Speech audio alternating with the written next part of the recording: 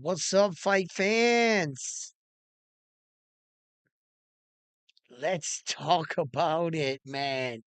The Ray Vargas and Nick Ball fight just concluded. They just went to the scorecards and they called it a draw. I want to hear your reactions to it. Definitely want to talk about that fight, and if any of you guys watched that fight, let's talk about it. You know what I mean? That was a pretty good fight. There was two knockdowns scored in the fight. Um, Before we get into that, what the hell? All right, I'll fix that. Before we get into that, we're gonna talk about um we're gonna watch Anthony Joshua, and before Anthony Joshua, we're gonna watch Parker. Um, um, I'm gonna give my reaction to Parker Chang. Chang's coming in this fight. He's 40 years old, but he's still showing that he's got it. Like, when you're like these size men, like the heavyweight champion of the world. It's well, you don't have to be the heavyweight champion of the world, but let me fix this right here. This is bothering me. Okay. It was just bothering me. All right. I'm just saying the size of these men. They're some big guys. Those are big boys right there. And when you're that big, even if you're 40 years old, you hit hard. George Foreman did it. George Foreman became the heavyweight champion, I believe, at 45. Was it? you know, and it just goes to show you, you don't really need a lot of movement. You do need movement, like George Foreman said in the fight, when he fight Michael right there. He said, I forgot what his coach's name was. They were going back and forth, and they asked George Foreman, "Do you believe you can beat this younger, stronger heavyweight?" And he said, I'm going to tell you what, at some point in the fight, he's going to have to stand in front of me. And the moment he stood in front of him, George Foreman ended the night. Bang, bang. Michael Moore, right? So that was great. What the fuck is this? Huh? I don't know what the hell that is.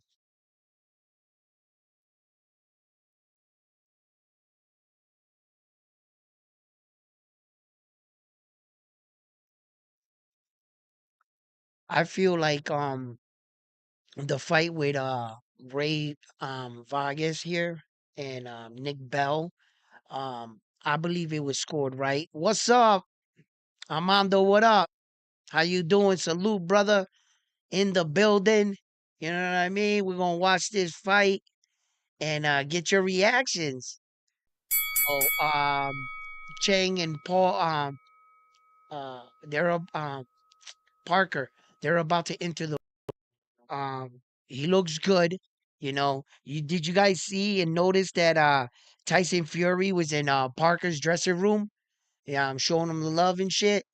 So yeah, uh, I want to see this fight right here. Absolutely.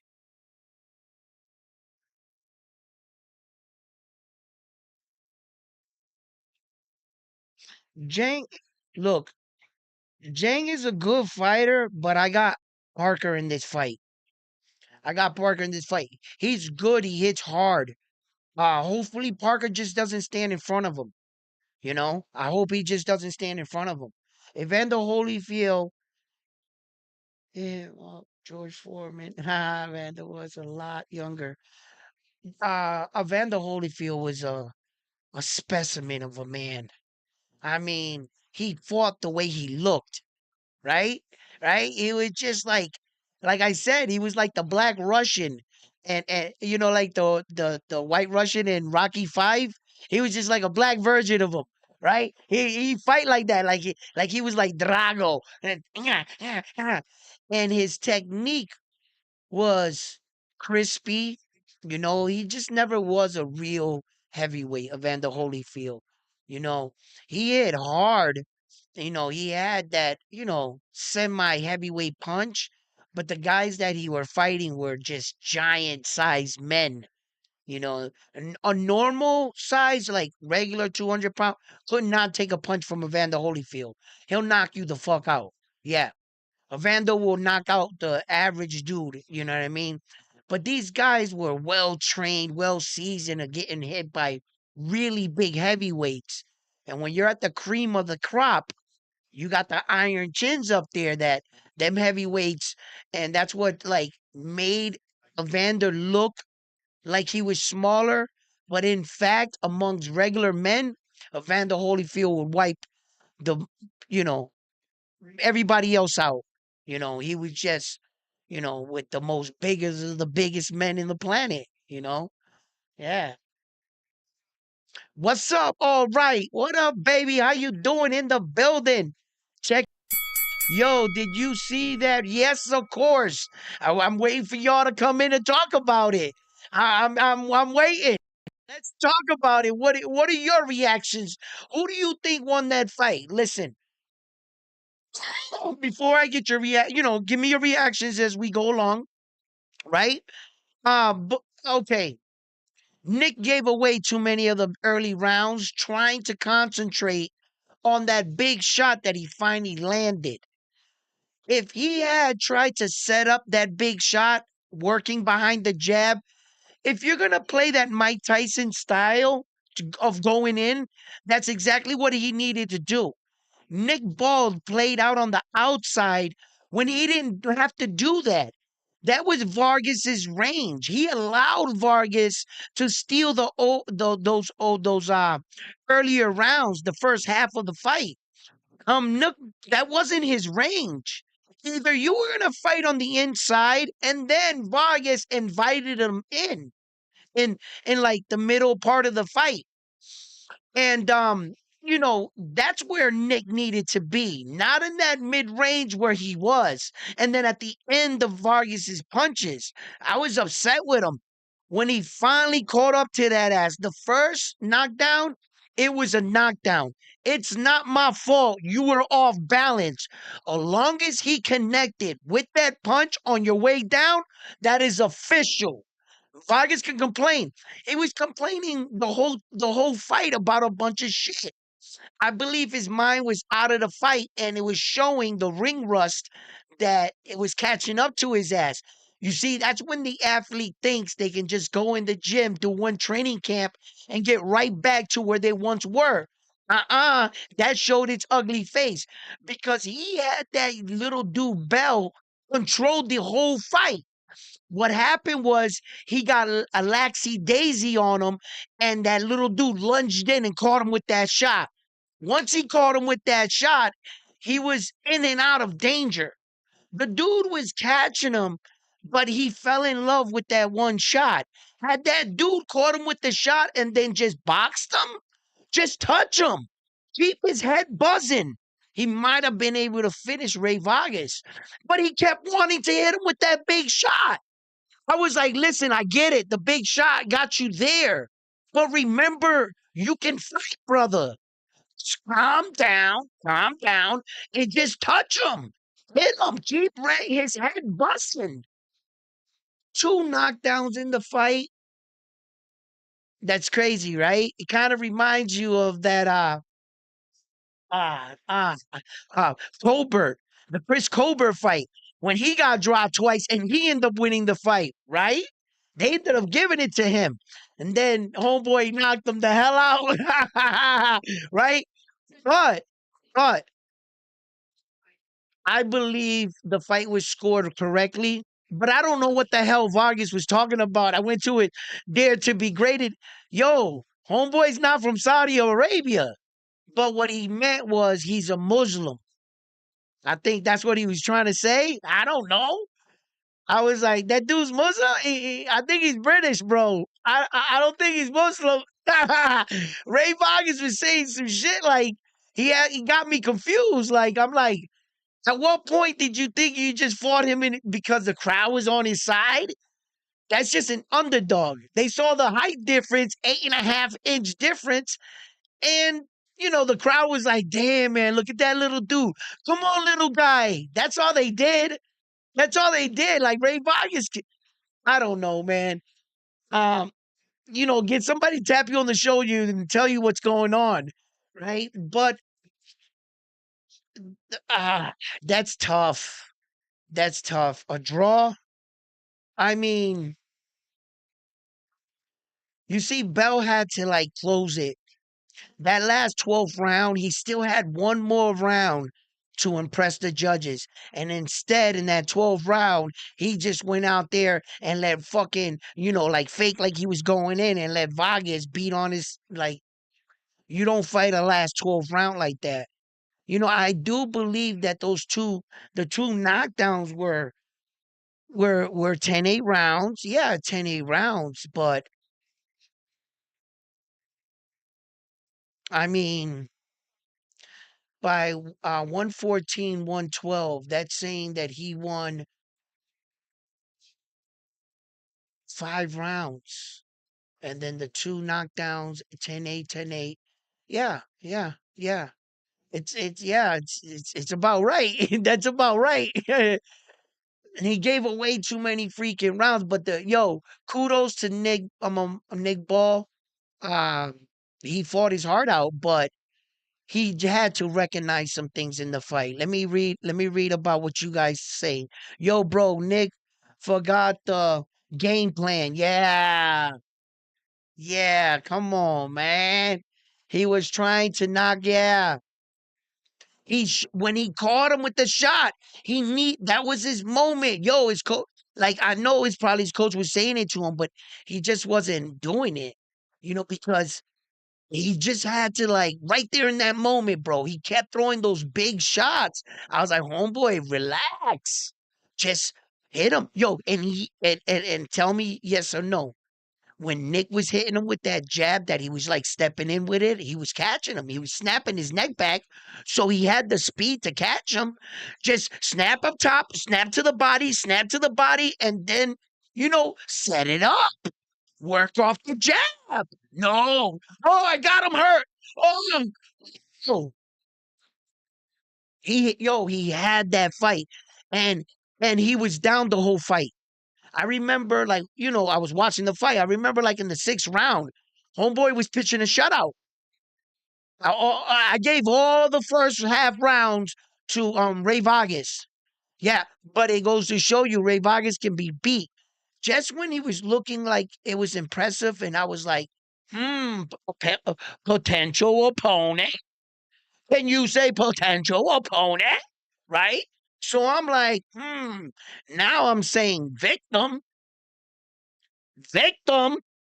You can't do that against homeboy and then show that kind of chin and that kind of gas tank and think that like that was like a listen, it was a different kind of test. It wouldn't be this kind of test, but making no mistake, Ray Vargas was tested tonight.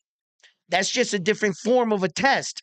It might not look like, so don't judge it that way. Okay? That kind of pressure, those kind of shots is all that was needed to test Ray Vargas. Let's just remember he's coming off a loss, okay? Off of Shakur Foster, right? He's coming off the loss. So that kind of, that's your first professional loss. So that kind of fucks with you too. Then you're coming off for a long layoff, and this is the kind of performance you put up against, bro. All he had to do was fight tall. Why didn't he get Nick Bell's timing today?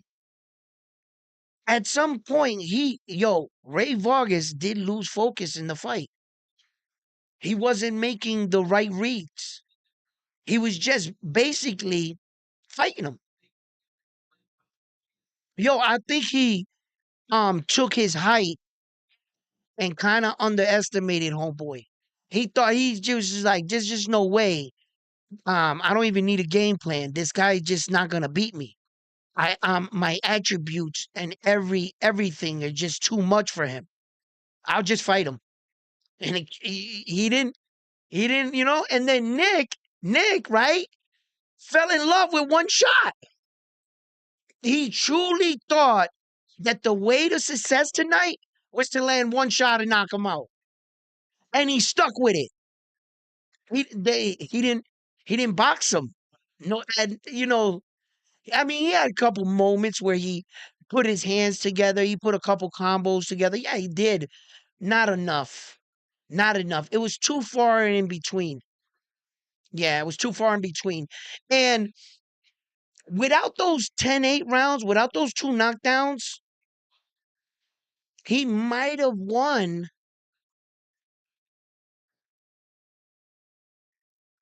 two rounds. Maybe. They were like, I remember in the fight, I was saying to myself, oh, maybe I'll give him that round. Out of like a sympathetic, I can recall. And then I said that maybe once in the fight. And then all of a sudden he drops him. And I'm like, oh shit changed. And then the second one was official. The second drop he dropped him was just official. I was like, okay, he dropped him, right? Um, he had to capitalize better. You know, even if he didn't drop him again, at least if he was putting his punches together and just touching him, it would have showed him more dominance in the fight. And if you can show that you're landing the more cleaner punches, right? With on top of that, also, you know, your forward pressure because he looked like the guy going forward, he would have sealed the deal. He probably would have sealed the deal. But I don't think he closed out the 12th round the way a champion should close out the 12th round. Not the way homeboy the other night closed out and won. You know, what's his name there? I got so many fighters in my head right now. Let's go get his name because he deserves that because that was a great performance. Hey, hey, hey. What fight was that? I'm just forgetting who both the fighters actually.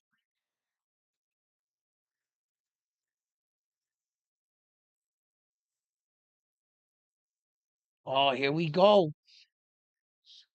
Jay Lee Zhang, Josh Parker, 40 years old. Jay Lee Zhang, 6'6", 291 pounds, southpaw. Parker, 30 years old, 6'4", 247 pounds, with a 67-inch arm reach, orthodox. It's scheduled for 12 rounds.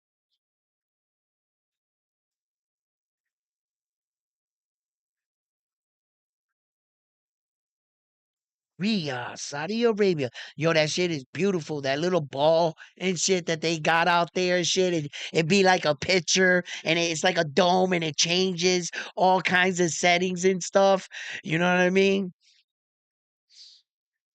You got Zhang, Osh, Oshaquir? No, that's not who I was thinking about.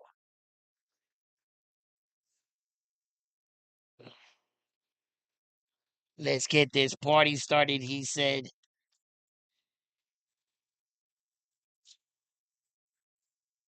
Big Joselle Parker. Let's get it popping. Ray Foster.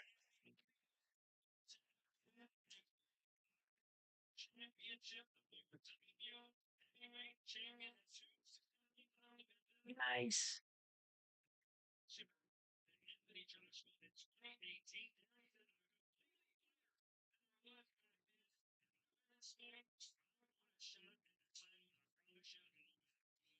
Well, he has, I can admit, you know, whenever you hear like a fighter say, "Oh, I've changed leaps and bounds, this and that," and all of a sudden you come out and you're Joy Joyce, you know what I'm saying? And we saw a decline in your ass, but your mouth was saying, you know, "Oh, I was doing all this other stuff, you know, I'm getting better." It didn't look like it. I can actually say that Parker, from the loss from Anthony Joshua, he's gotten better. You know, he's gotten better. So if he wins this fight, does will that merit him a shot at the winner from Tyson Fury and Alexander Usyk? Which I got information for you guys on that. Okay, there is an official date on that fight for the Tyson fight. So it's May 18th. May 18th, Tyson Fury and Usyk will be entering the ring for all four belts. Yes. And that has been confirmed. So that's May 18th. So we're gonna get him May 6th. We're gonna get um Flores the 16th or the 18th, May. I think it's the 16th because this is the 18th. Um there are some big cards. I got to check on all my dates again. I got them on my other pad, and it's way across the room. So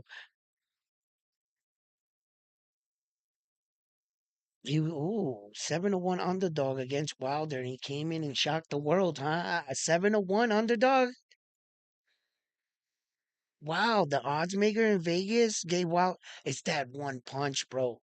It's that one punch. No one knew that Tyson Fury took that much out of Dante Wilder. You know, no one knew that it was gonna be like that. You know what I'm saying? Look at he looks like a psycho. Look at him. Look, look, look, look, look. He ready, baby. He ready. Look, sometimes you can underestimate skill, right? And you might see this gentleman right here, Zhang, right? And you might see that, you know, he might be a little slow, right? Like a little bit slower than Parker, right? But the one thing you're gonna notice tonight is his punch, how his punch placement, how he gets to the target. Timing beats speed. And that's what you might see here tonight. He hits incredibly hard. He has enough pop in his punch to surprise Parker. If Parker doesn't respect his power early and he gets caught early, it can be a short night. It can be a short night. As you can see, um, George Joyce, although he was slow and you could see it in his training, he's a tough man and he can take a punch. That's the thing. He can take a punch. Okay. And I believe they were talking about something about his bone density at one point in time in his career, how thick, you know. So that's a testament to how hard the Chinese man, Zhang hits. You know, he destroyed him, you know. And in the second fight, he was even that much more confident, you know, which, you know, he didn't play around with Joe Joyce. He just showed him there's levels to this. And if you think that the first time was a fluke, I'm gonna seal the deal right now on you. You know what I mean? So, and that's exactly what he did. Oh, look at Tyson Fury and Parker, you know, is his fellow countrymen. His fellow country, he's gonna show him support. That's respect right there. That's respect. That's not him actually like, you know, like out of spite or something. You know, when a fighter will go show other support for another fighter to spite the other fighter. No, it's not nothing like that. This is just competitive, you know, and showing, you know, he's there. And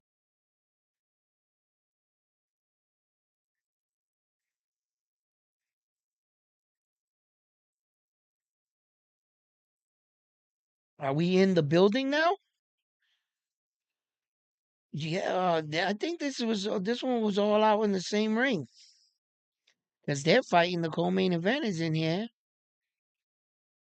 right there. I think it's all gonna go down. It's not like last time.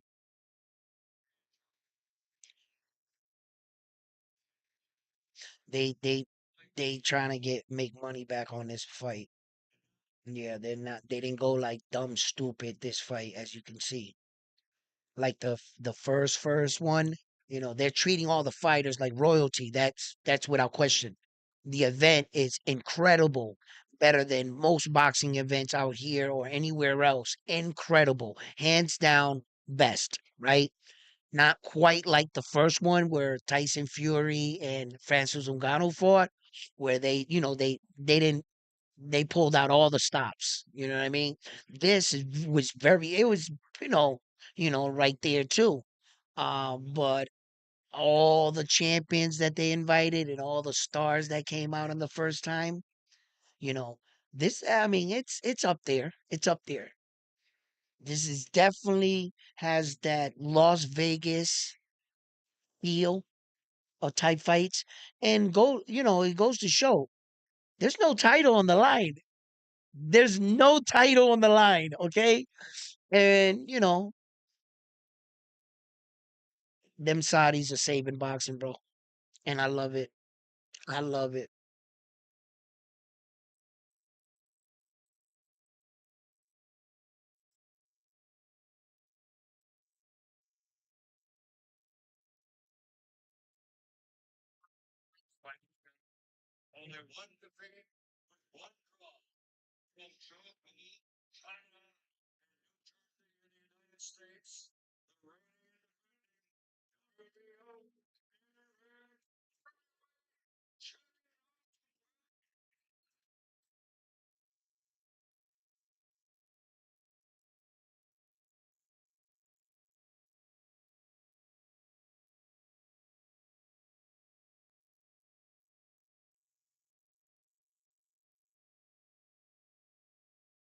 Here we go. Here we go. Here we go. You got Zhang, baby. Who do I got? You know me, baby. I never got a horse in the race. I think Parker should get this, bro. I think Parker should get this. I like Parker in this fight. All right. You'll take Chang. I'm gonna take Parker because you took Chang. All right.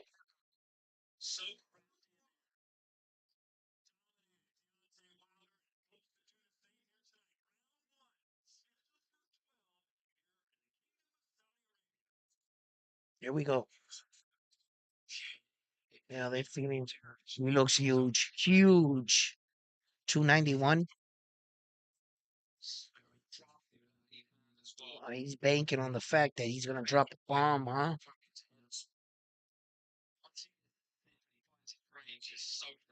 Well, if he lays on Parker, that'll be bad.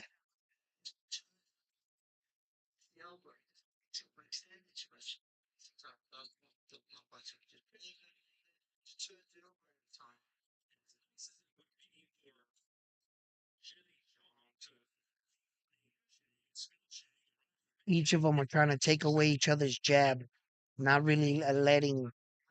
Uh, I would like Parker to go down to the body a little right here. One of those straight body shots. Just go downstairs. Yeah, I wanted to see what Chain did when he did that. Is he gonna? Ooh, that look heavy. It sounds heavy. There you go. Right down to the body. But play it safe. Don't keep your hair. Change it up. You go down to the body, go upstairs.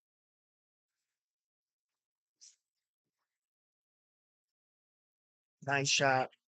Straight down old chains. He's gonna want to get it back. Good. Good. Good. Good body shot.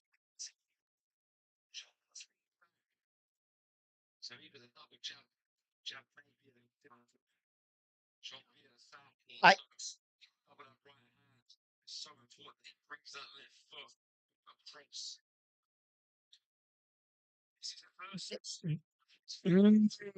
nice. Both fighters are really feeling each other out. Chang right now, he's popping the jab. Parker's just trying to. Ooh, don't get caught like that, Parker. Parker dipped and he tagged him right in the side of the head. Each of them are just pawing at each other's lead hand, trying to take each other's jab away. I believe that Parker needs to move a little bit. He's standing in front of him just a little bit too much for my liking right now.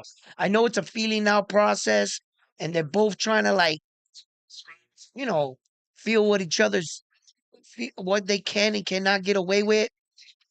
But Parker has to throw more feints. Get him guessing a little.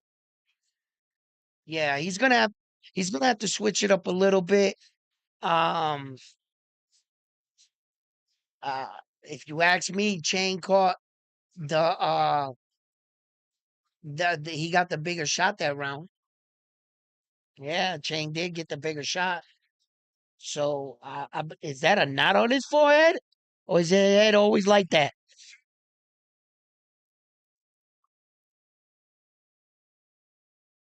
Yo, I think that's a knot on his forehead already, bro. Wait a minute.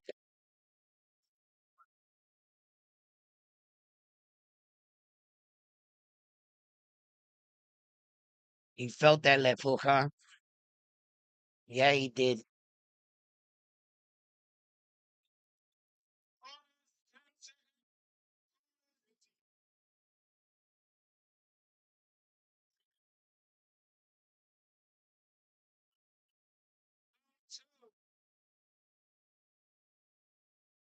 I don't know if his head's always like that. I didn't catch that. But I don't know if the light is hitting it correctly, and that looks like a nice little knot. Like a how many lumps do you want with that coffee?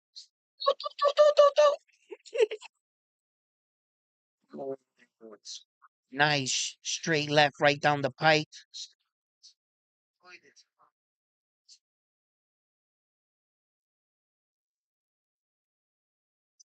Mm.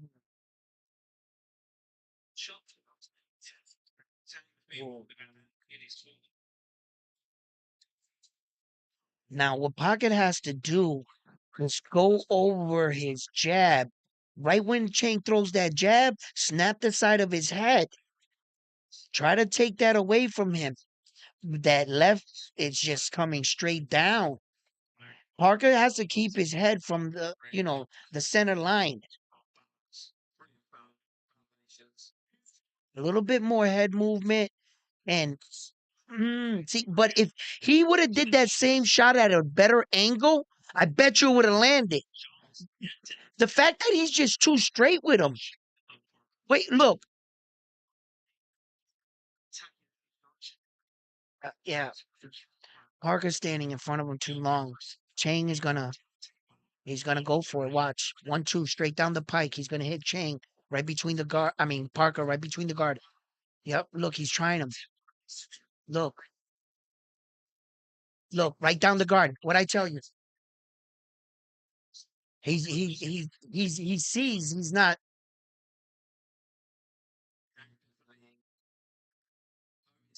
straight down the pipe. Parker had better movement against Dante Wilder than he is against this guy. I mean, he knew he had to stay on his bike with Deontay Wilder. That way he didn't land that right. And he's not fighting Chang like that. I think he should have a little bit more movement in this fight rather than just standing in front of him. Zhang, Zhang looks real big, bro, man. He looks huge. I thought Parker was a big man. 291. Fucking ridiculous, bro.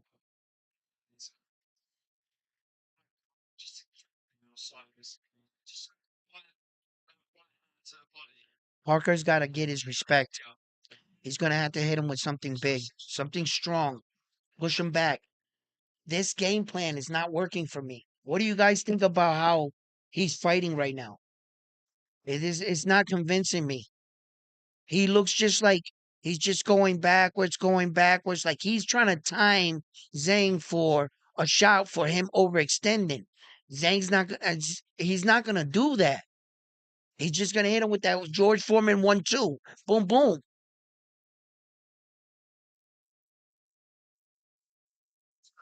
If he keeps hitting him with that 1-2, it's gonna add up. Um, eighth, ninth round, it's gonna add up. Parker's got to change it around. Now, had he been going downstairs to the body a little bit, you know, so he can drag Chang out into the deep waters, maybe a body attack will pay off in the later rounds. Jay Lee Shong. Jay Lee Shong. Not Chang. Shong. Shong. Of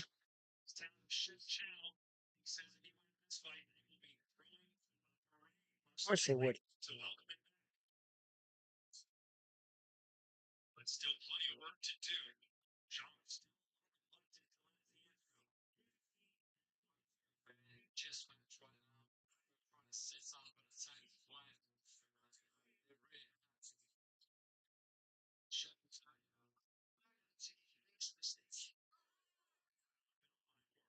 There you go, Parker.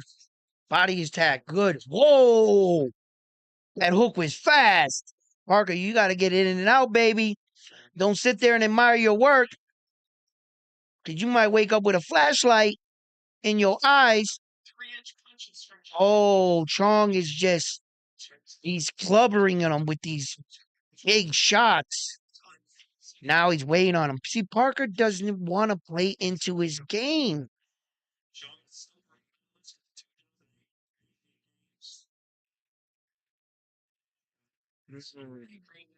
Look at tying him up, putting that weight on him a little.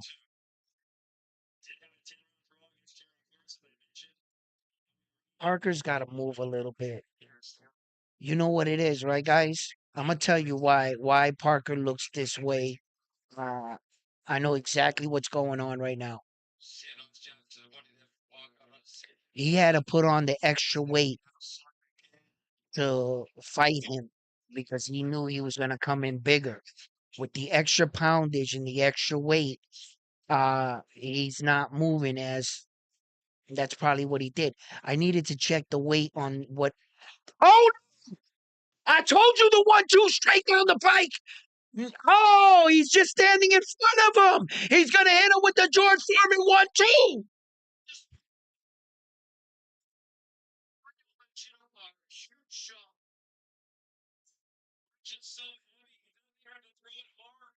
The George Foreman 1-2. All kinds of trouble. And dropping his weight on him. See how his he pushing him down? That's gonna drain him. He's standing right in front of him. Wow. These are big shots. Oh, oh, Parker is getting rocked. Yeah, he's in all kinds of trouble. He's in all kinds of trouble.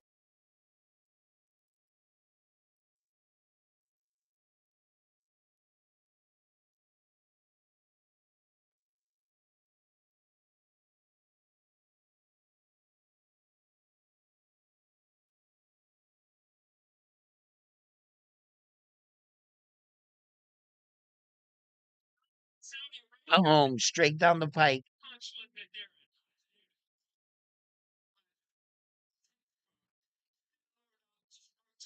Oh,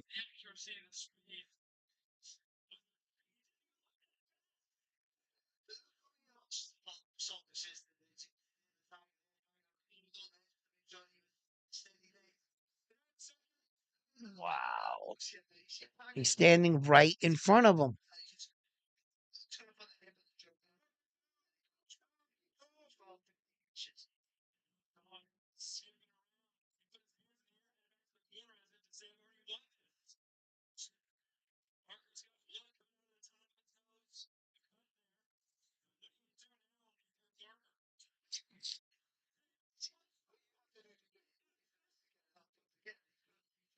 Oh, he's not doing anything different, Parker.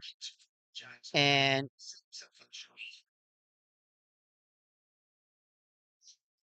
Parker had to recognize that Zhang was just as dangerous as of a puncher as a Dante Wilder, and he needed to utilize more angles right there. He is obviously fast, but after he throws his punches, where is he? He's right in front of him, right in front of him. He doesn't have him, you know.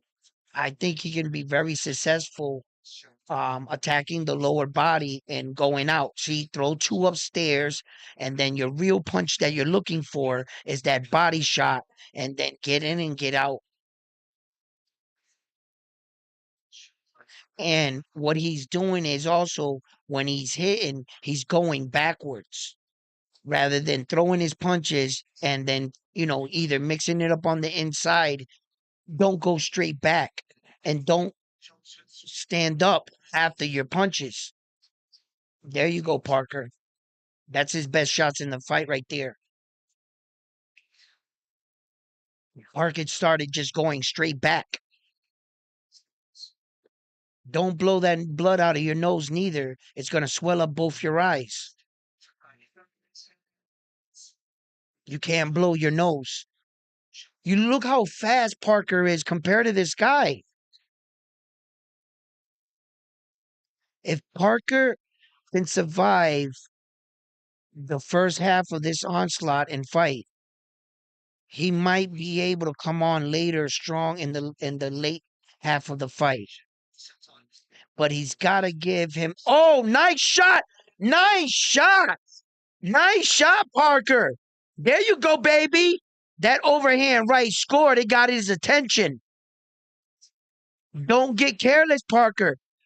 He's hitting him, but where is he?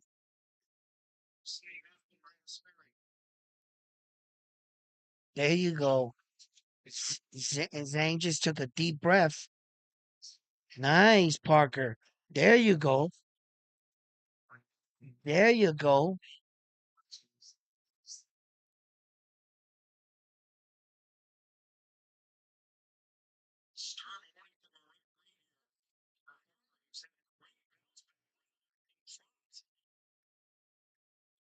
He needs to just move a little bit better, Parker. What do you? I mean, is he trying to preserve his energy? Is he thinking that, maybe that's his strategy? That's his strategy right now.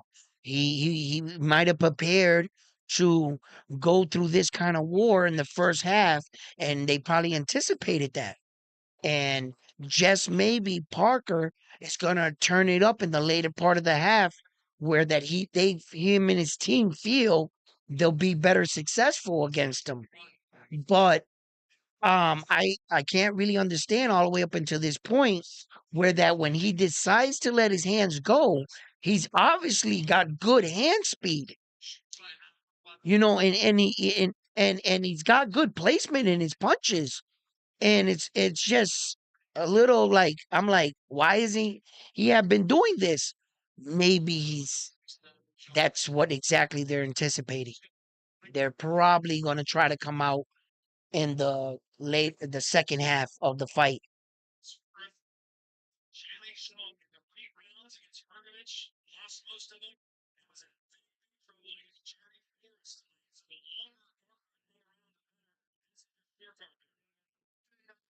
You see? You see? Now they just said it. You heard it. I said it first, right? You heard it. Come on now. Say I'm they should have me there. You know what I mean? It's tired down the stretch.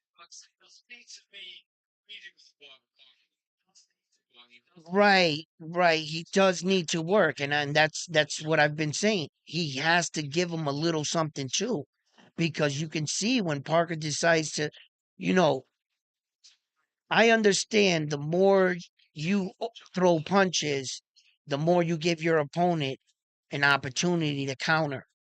Yeah. So just make sure you stay busy in the basics. In the basics. where you feel the the best percentage of getting your punches off. And I'm sure you've prepared for that. You had some, you go to your money shot. Go to that punch that you so far know you're landing a little. He's just got to be a little bit more active.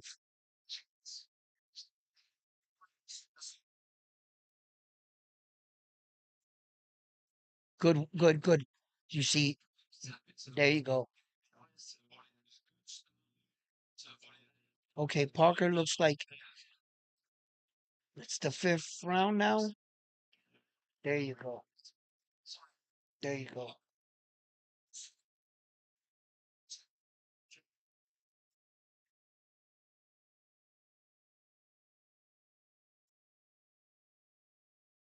There you go. That's what you need to do. Get in, get out. You can't you can't stay in there with a big guy like that because it's just gonna play into his hand. You need to cause Zhang to exude a little bit more energy than just 1-2 stepping. Parker, you gotta, my man, nice shot.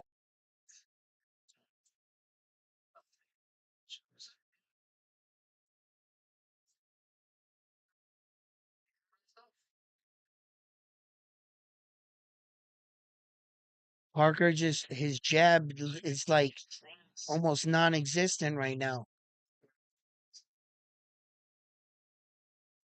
I haven't seen him throw the jab. And Armando, what's up, baby?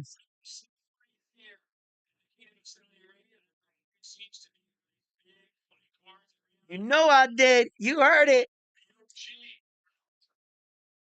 Ronaldo. That's the guy's name I was thinking about that would be sitting next to him. Ronaldo, huh? And then I couldn't figure his name out for the life of me, right? And then, on casually, name is right there, right? And be like that sometimes.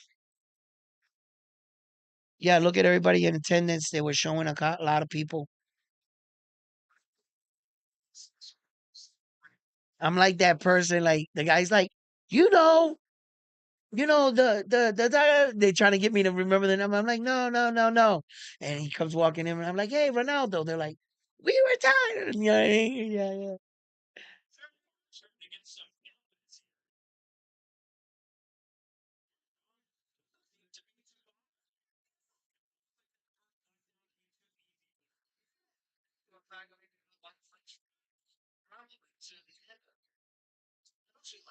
I think Parker prepared for this. I think this is where they want to go. As the rounds we start getting, if Zane doesn't get him out of here,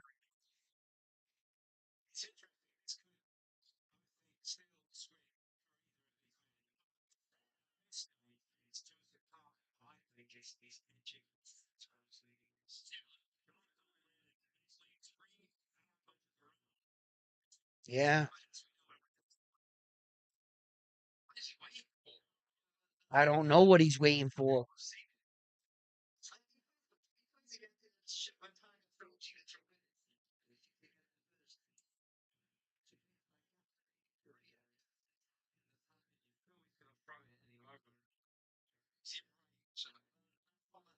Wow,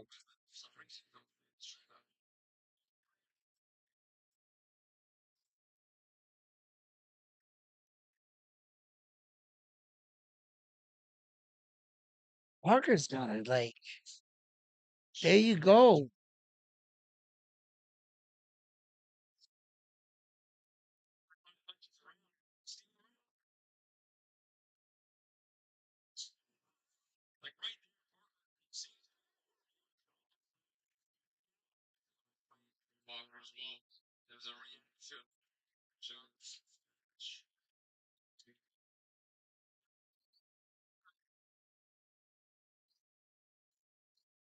Yeah, he has. He has allowed Parker to gain confidence. Parker, man, I don't know, man. I mean, this could be a good thing or it could be a mistake. I know that I think that I can see Parker playing for the later half of the fight. I think, seventh, eighth round, he's gonna start to really pick it up, right? That's what I'm looking forward to, right? But you you gotta give a little something too. You gotta make sure that you got him right where you want him.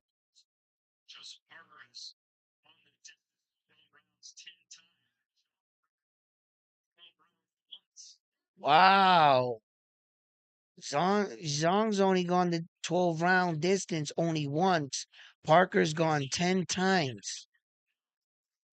That's interesting. So Parker knows how to get to the 10th time. He's been there before. He's been in these kind of situations.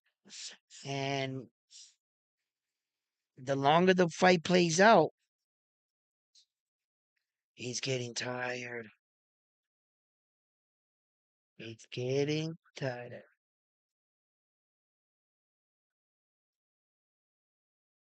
Mm.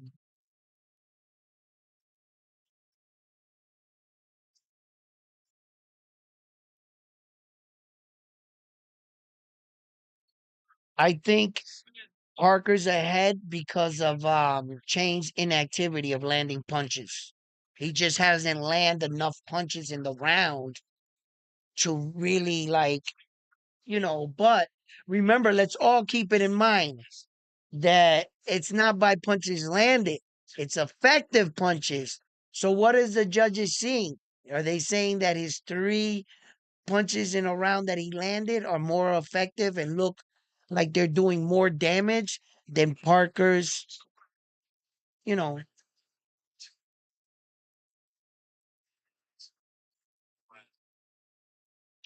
this is Jung Jung's quarter wants him to really step it up this round, they said. And I think this is one of the rounds where Parker is gonna really um start to,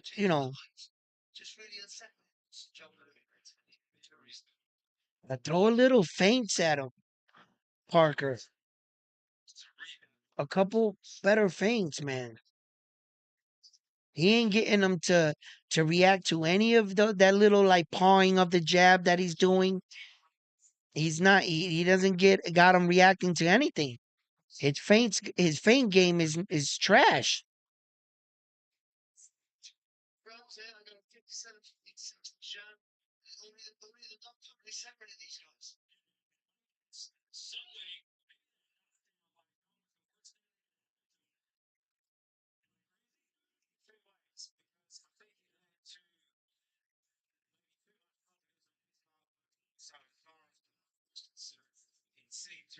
He's looking tired.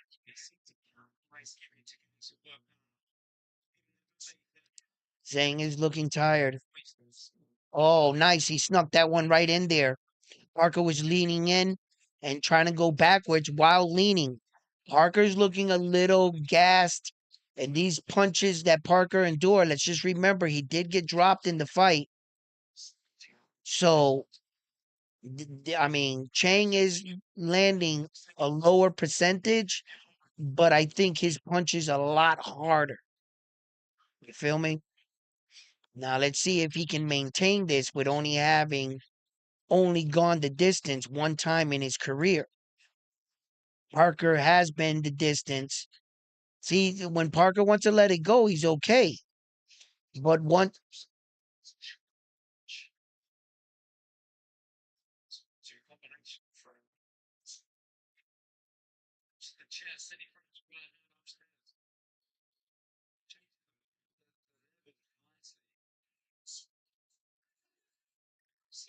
Parker keeps ducking down like that, Chain's gonna time him.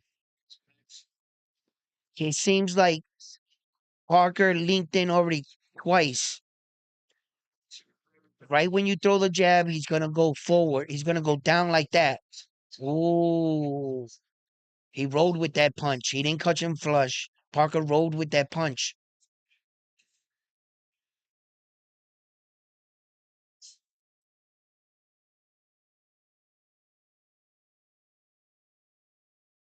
I don't know, guys. How do you guys see the fight going so far? Vargas didn't like the way that they scored his knockdown, and he knocked his mouthpiece into the audience.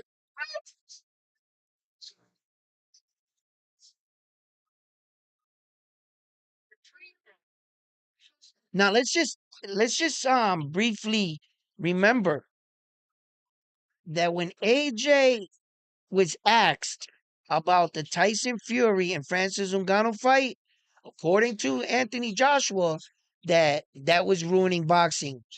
That he wasn't even going to watch the fight because it was a gimmick fight. Okay, that was Anthony Joshua's first response going into the fight. After the fight, he said, "I want a part of that, and I want a part of that Saudi money." And if Your Excellency wants the fight, Your Excellency gets the fight for 50 million. Yeah. Oh, oh,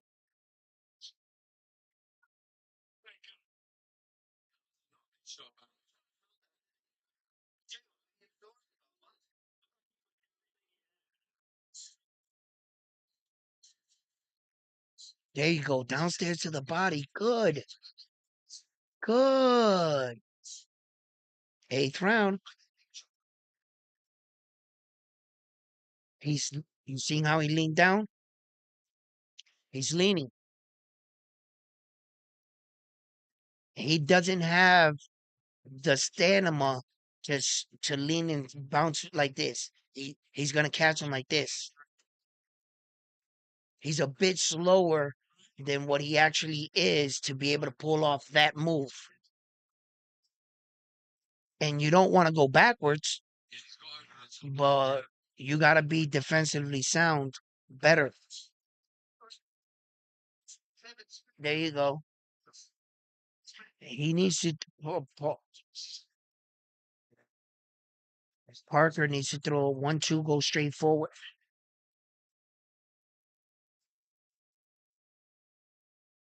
straight down the pike, drops him.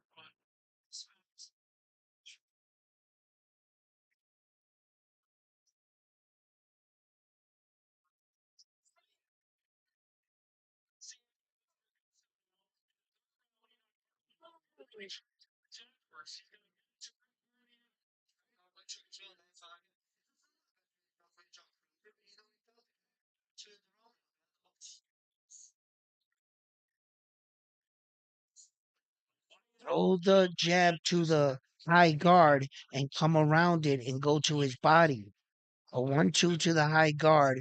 Parker, shift, hit the body. It's open all day. It's there. He goes for the bait every time.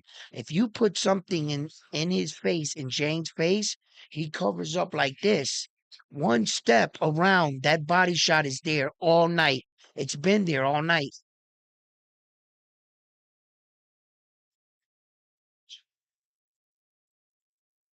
Now I know that the uppercut right up the middle looks enticing, right? But Shane's hook is good. Come on, it's been there all night. The body shot like that. Am I? Come on, you guys see this, right? No sooner than I said it, he did it, bro. It's been there all night.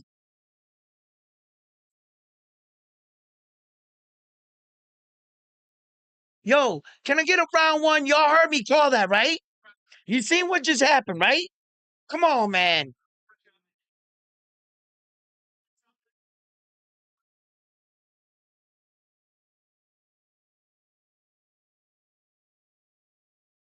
I want to see the knockdown. Nice.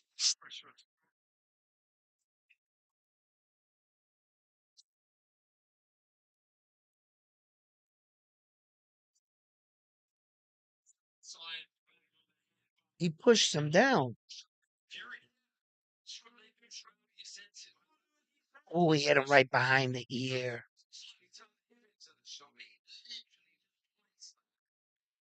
Mm,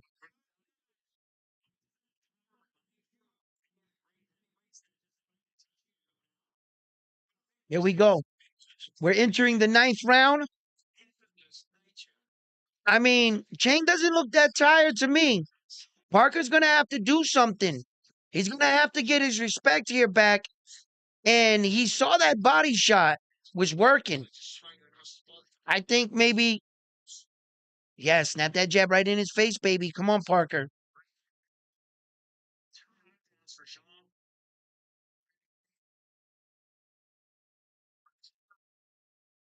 He doesn't even have to do it like so much. 3 or 4 times in the round. Two things upstairs, pull around to the body. Bang. Then he can continue to stand in front of him. He doesn't have to exert so much energy. Chang looks like he's content. He keeps rocking his hands up like this. You throw two punches like that right down the pike. He's going to block him, sidestep him, hit that body again, then switch it up. Make him think you're going to go to the body sidestep, come with a big hook right over the top. After the two punches up top, then come over, boom. He, Paul, I mean, Parker should know that this is where Zhang has the most success. Is that straight left, straight down the pike when he's standing in front of him.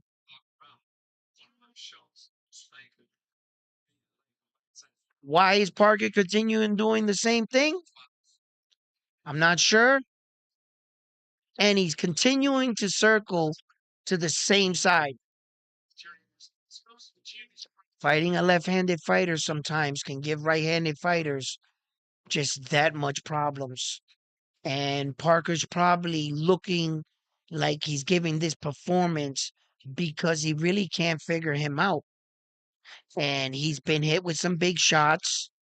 And normally he wouldn't be getting hit from these shots had he been fighting a natural right-handed fighter. But there we go, Parker. Parker's starting to apply a little bit of pressure right now.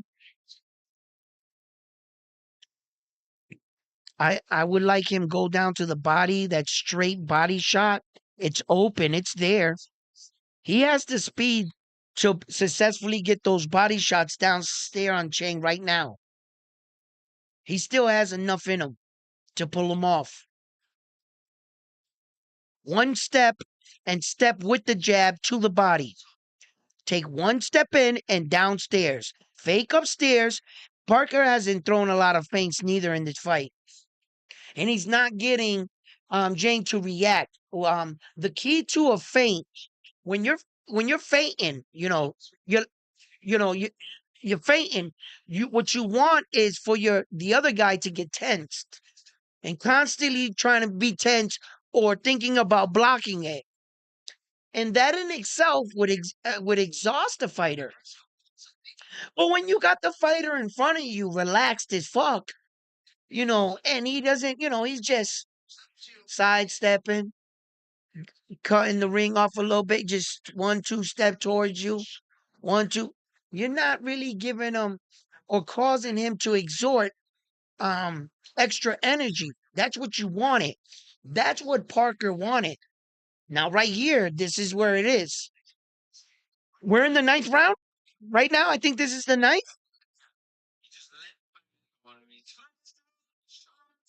If this is where it has to go down.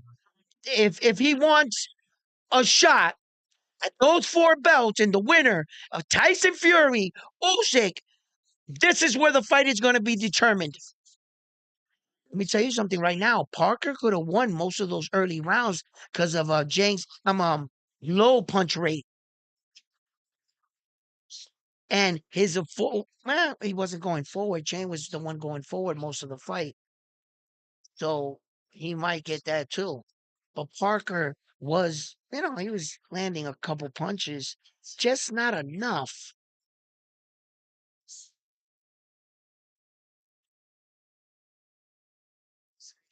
Parker should try something else, just a little bit.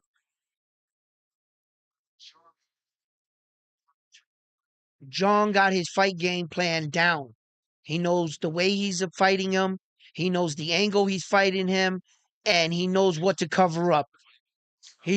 Parker is only going one way right now. Okay, Parker is going to have to surprise him.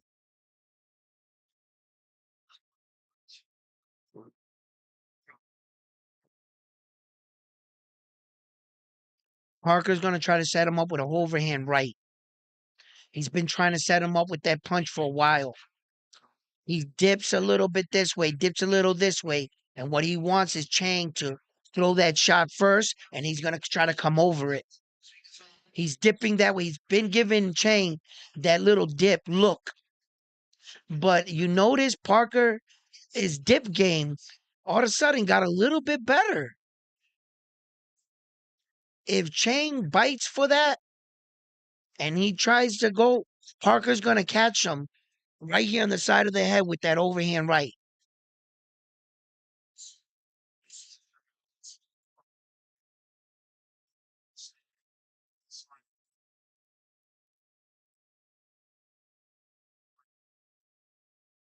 Parker's at the good distance.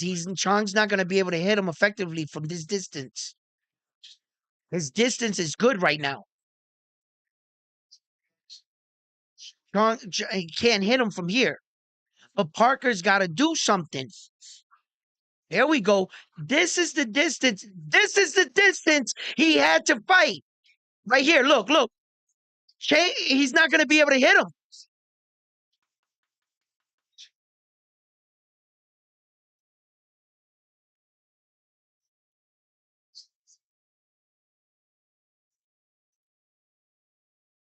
Parker!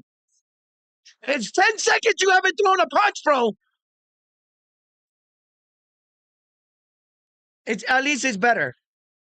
That was where Parker needed to be. I like that distance right there. Chain would have had to slightly overextend to hit him. He could have got him, and he wasn't willing to do that. So at that distance, you can steal those rounds and fight him there and get him frustrated to see if he takes the bait and comes in.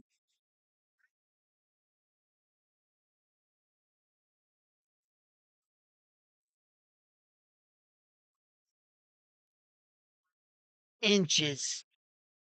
Coming on the inside, leaning down. Look. Woo! That shit did not fully connect, and he felt the thunder. He said, "Oh shit, what was that?"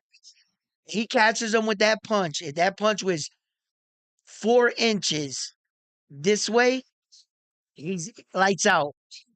Lights out. He was hitting him at an angle too.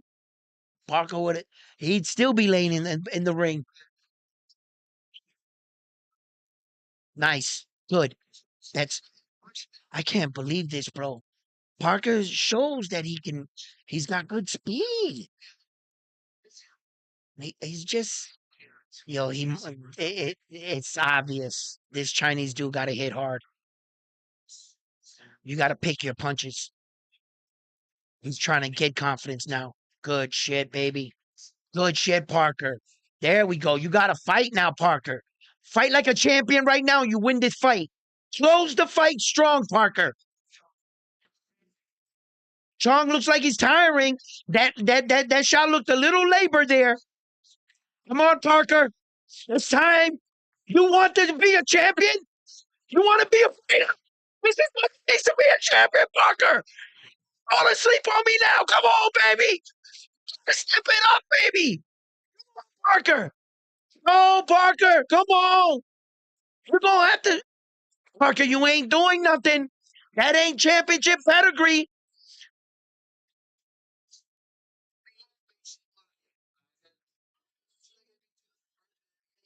Come on.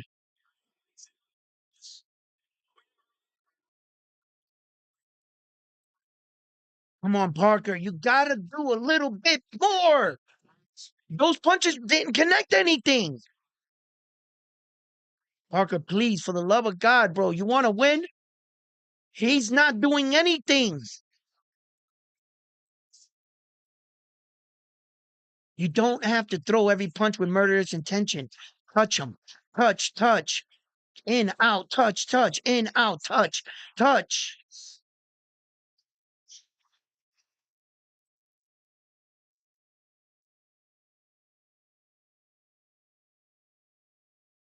They might give Chang the round for that punch that he just hit him with. The judges saw his legs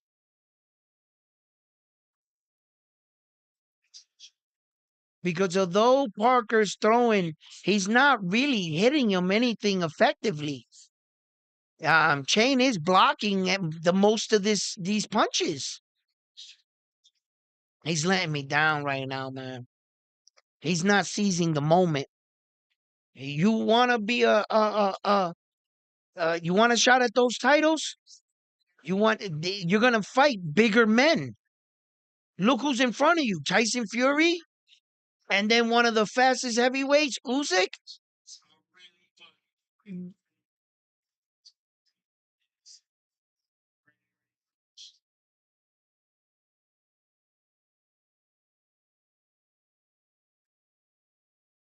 Okay, let me tell you why this situation is all bad for Parker.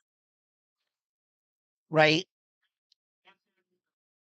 What you had to do was change mind thinking going into the 12th round that he might have been losing. Not that the fight was close. That way you put the pressure on him. The fact that you didn't do anything or much in the 11th round, and that still could have went either way, um, it still gives Chang this relaxed feeling where that now he feels he can try to close the fight off, right? What you wanted him to do was going into the 12th round, second guessing himself. That way he can make a mistake and you're in the position to counter. You want him to have to take risk. Chang doesn't really feel like he has to take that much of a risk. He's comfortable with going to scorecards with these knockdowns. Yeah, you didn't want that. Parker is who got his, if you ask me, got to come out and do something. And he never got that moment where he drags him out to deep water and with his early work in the earlier rounds would have started to pay off.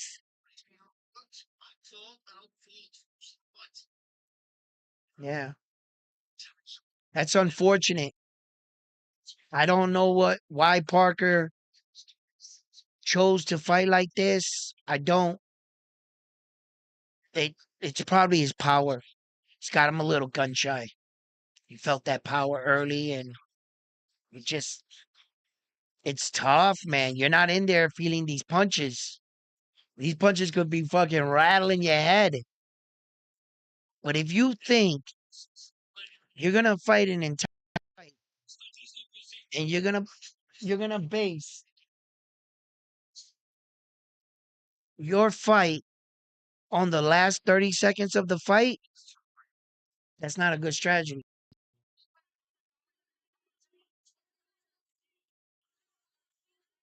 Well, the last minute, here we go. This is the last. Let me see. If does his corner yell anything out to him?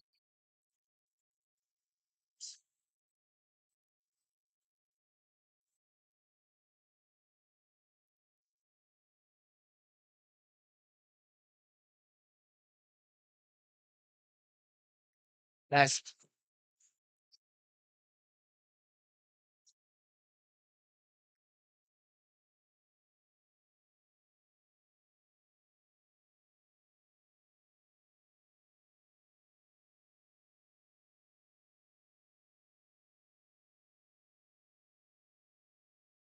he's got to at least do something. Maybe score a knockdown. I don't know in these last 30 seconds.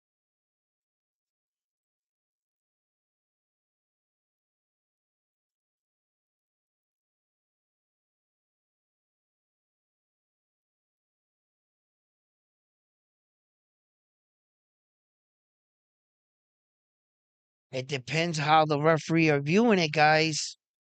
I'm agreeing with you that Parker threw, just enough punches in the round, and Jane didn't really do too much, but Zhang, but the two knockdowns, you don't win a fight like that. You don't try to put your name in the hat for the world to look at you for four belts and fight like that. I'm sorry. I'm sorry. You're not gonna convince me that you could be either of the champions that are fighting gonna be fighting. You're not.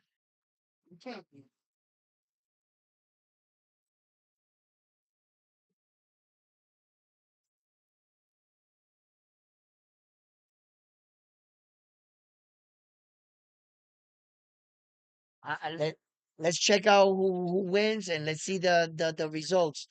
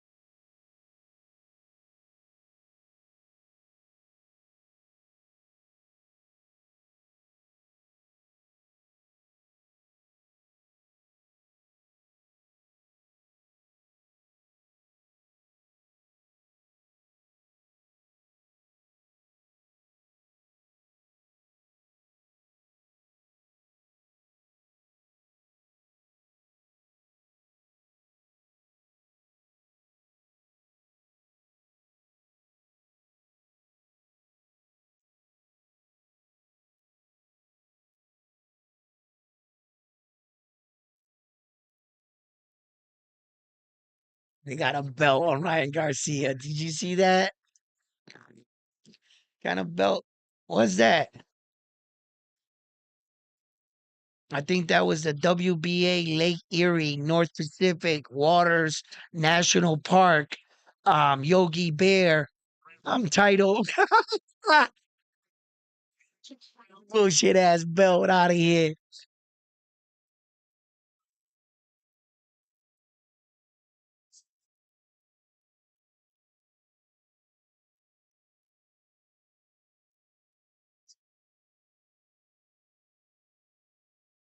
In round 12, he threw zero punches.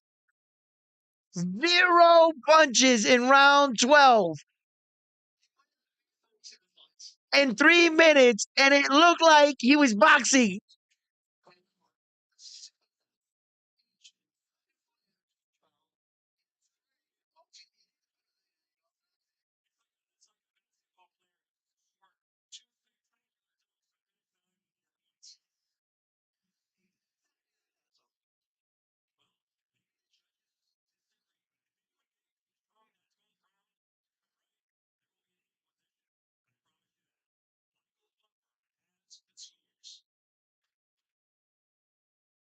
If any judge gave him that 12th round and he didn't throw one punch, he wins that round by forward aggression.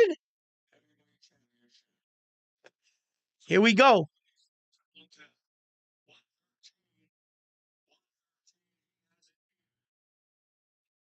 Even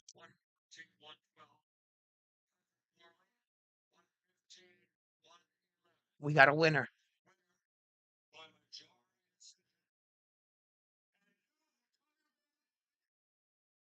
What? They gave it to Parker. More activity.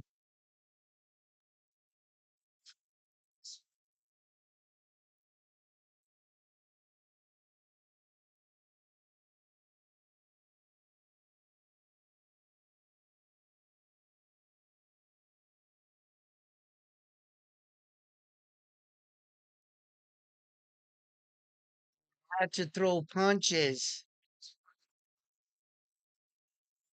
He didn't throw a single punch in the 12th round. How you gonna stay champion and you didn't throw one punch in the 12th round? Those are the championship rounds. Two knockdowns and you lose the fight because you were not able to. And and Parker didn't really do that much. but he was a little bit more active. A lot of those shots were blocked. I don't know why Tyson's like hugging him like he might have to be fighting him. What do you guys think? Did the right man win the fight? Let me know. Let me know. Did the right man win the fight?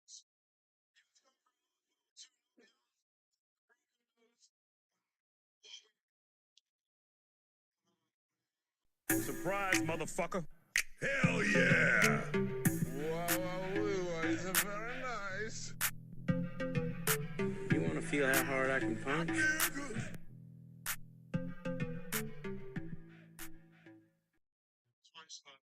Yo, that's crazy.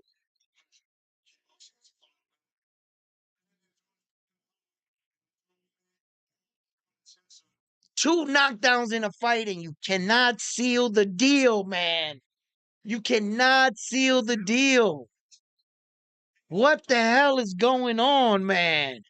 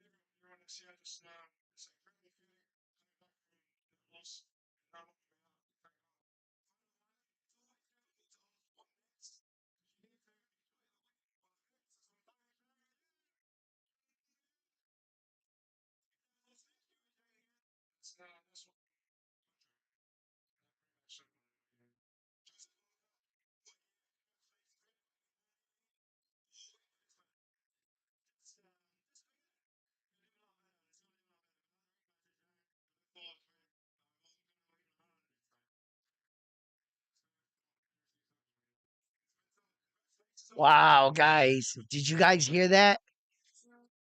In the contract, it said immediate rematch.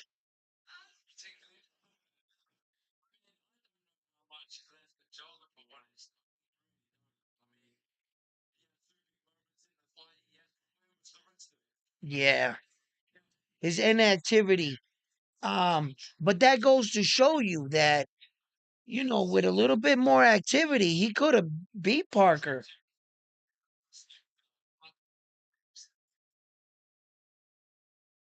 It's hard. Yeah, you're gonna have to bring it like that. But kudos to Parker for weathering the storm. Weathering the storm and doing just enough to secure the victory. You can't take away from Parker. He was just weary of that punching power. He had to recognize though at the 12th round that he just wasn't throwing any punches, but he did enough. He did enough to secure that victory, man. Yeah, I think Parker won. Yeah, I think Parker won. Parker was just the more active. You got two knockdowns, two 8 rounds, and you can quickly look at that and say, hey, you knocked the guy down twice in a fight, then you should be winning the fight. But the fight is 12 rounds. The fight is not just 2 rounds, you know?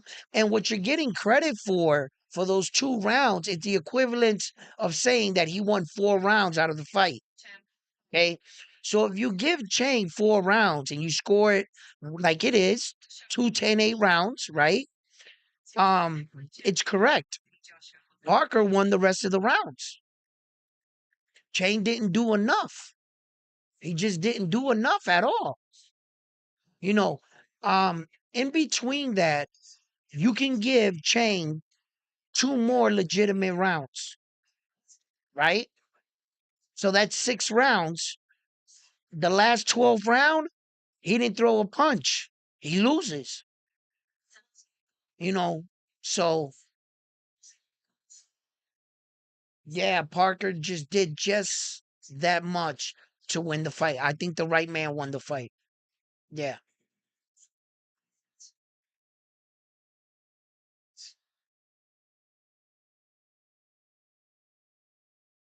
Yeah, you had to go somewhere. It was by decision.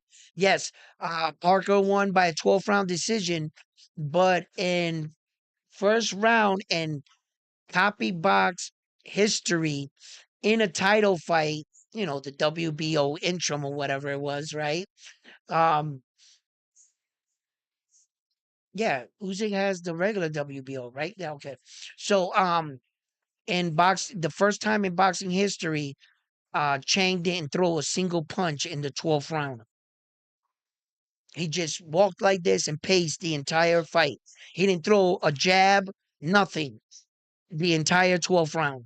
And Parker was able to um, put together a couple combinations. For the most part, Chang blocked a lot of it, but it was enough to win the round.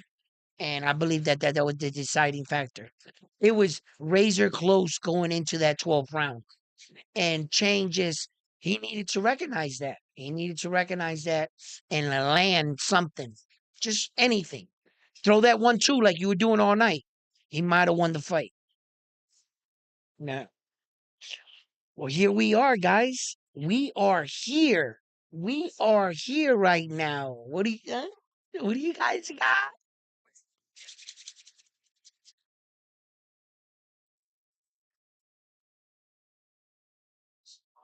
Listen, I can see this fight going a lot of ways, a lot of different ways. I can see Anthony Joshua just clearly outboxing him. I can see that. Um, I can see Francis Ngannou getting frustrated.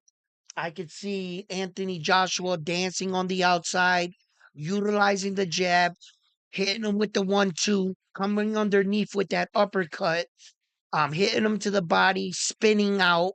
Francis Ngannou throwing punches and just coming up short on Anthony Joshua. And Anthony Joshua's movement, head movement, it's going to cause him to miss a lot and get frustrated. And he's going to capitalize on Francis Ngannou's mistakes in the ring. I can see the fight going that way. I, you know, I that's, that's best case scenario for Anthony Joshua. The thing is, going into this fight, I don't have a lot to go by on Francis Ngannou as a heavyweight himself.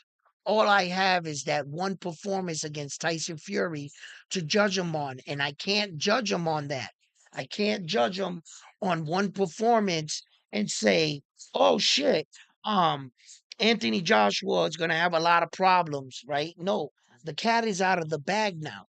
The cat is out of the bag, and he's gonna take him much seriously than Tyson Fury did. He sees that he has a little left hook, and I think that look, best case scenario, Francis Ngannou, he catches Joshua early in the fight, really staggers him, makes Joshua a little gun shy, um, and that his power, his body mass is able to sustain and take Joshua's fight. Let's all keep it in mind that Francis Ngannou is coming from a sport where the gloves are 4 ounces. The men that were cracking him, the punches were much harder. You can feel them a lot. You know what I mean? He's no stranger to a big punch. Does Anthony Joshua have the kind of punching power that can rattle him? Here's the thing, you don't necessarily have to hit him with one explosive punch and think that if you don't move him, that, oh shit, no, you don't. Anthony Joshua has 12 rounds to 10 rounds, in fact, to systematically break him down. If he can keep landing effective punches on Francis Ngannou all night, they're gonna weigh on him going into the 8th round, 9th round. If he can apply that kind of pressure on him, he can break Francis Ngannou down like that. If you think you're just gonna hit him with one solid shot, I haven't seen that yet. I've seen many men hit Francis Ngannou with big shots, and his chin held up. So since I haven't seen him get dropped like that, I don't think it's going to take, and I don't think that Anthony Joshua possesses, well, he does possess one punch knockout power if you just let him catch you flush. I'm pretty sure he's a big man. He's going to drop you. But Francis Ngannou is not going to get caught like that, like flush like that. He knows how to roll with a punch, and not unless he gets hit right back there. Those are always dangerous shots. So I think in the speed department, Anthony Joshua has Francis Ngannou slightly in the speed. Um, I believe in the boxing department, Anthony Joshua has him in the boxing department. As it goes for striking, I believe they're both pretty even. Because a fighter's a fighter, and when you know how to get to your target, that's striking. That's effective striking, right? I believe both men are going to be able to get to their target tonight. And I believe that Francis Ngannou understands timing. He knows how to beat speed. He knows how to. He's fought faster fighters in the UFC where they're just slinging this shit. There's no patience. There's none of that. He has that kind of experience. It's kind of like, remember when uh Kurt Warner came in for the Rams. He was bagging groceries. They made some movie. I never saw it, but I know his story. He's working in a supermarket, playing in arena football. When he came to the NFL, arena football is so fast, right? You can catch the ball off the net, off the wall. The guys are running full speed, and then they go hike, and the receivers are getting like 10 yards to run. The game is really fast. When he came to the NFL, the game just looked slower to him. He was able to adapt. He was just a lot more faster mindset quarterback, right? Francis Ngannou fought in the UFC where the fights are really fast. They got these guys just fucking flaring at it, knees coming in everywhere, a fucking elbow. His senses for preparation for a fight have been really high. When he's boxing, it must look really slow for him. You see? So, in that aspect, in order to get Francis' blood pressure up, Anthony Joshua is going to really have to turn it up on him because it's not going to be anything new to him. You have to understand that and that kind of sport, they're learn how to stay their blood pressure so low after fucking wrestling, getting kicked in the face, elbowed in the face, and then dragged against the fence, and you got to get yourself up and you break free, and they're just calm. They're just calm. They're pacing themselves. They didn't panic. None of that shit. And that's a skill. That's a skill. That takes real skill to do that. Francis Ngannou has that. In order to get him where that he feels like he's in panic, danger, you're gonna have to raise that to that. We're gonna find out if Anthony Joshua can do exactly that. Does AJ have it in him? Or is AJ a beaten man fighting these guys that are really not, his last few opponents weren't really all that spectacular? If you ask me, the last two guys that AJ fought, I think Francis Ngannou can beat those guys. He just might be able to beat those guys. I think so, right? And so I'm not gonna say that. Look, the one good thing I can give AJ coming into this fight is at least he's been active. Yes, he's been active. He's had fights. He's coming off his last fights and stuff. So it's not like AJ's coming off of a layoff taking this fight. No, AJ is coming off his last performance, and which is good. He's got a couple wins under his belt after those losses. You want your fighter's mind to get the furthest away of remembering the night he lost. You want him, so I think they've done that. I think they've done that. So this is supposed to actually be that fight for AJ, that he goes out there, beats a guy with a big name, that came off a great performance, right? And this can catapult AJ back in that direction. It will definitely put him in line for the winner out of Tyson Fury and Usyk. There would be no other fight. Just by AJ's name in a great performance tonight, pretty much seals him. That pretty much stamps his ticket to the next person, the winner out of them two. It just depends what kind of performance he puts on tonight. And we're going to see tonight.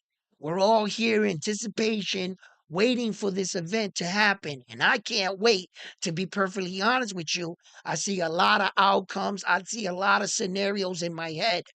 But I got to be honest with you. I can't definitively put an outcome down because of the fact that I do not know so much information on Francis Ngannou. You got to remember this is his second boxing match, and we have to see. We have to see.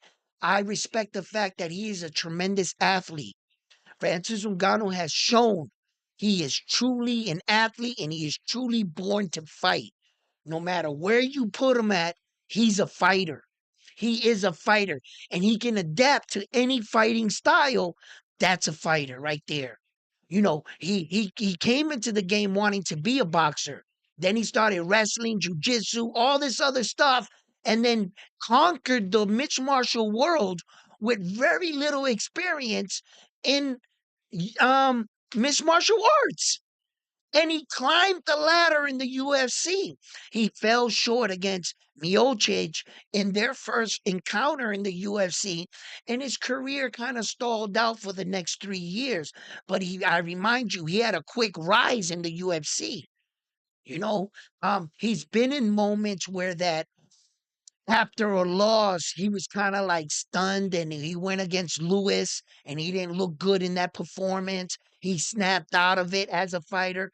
So, as a fighter, he's been in certain situations and different moments in fights. So, he has fighter and championship experience. He knows what it takes to be a champion.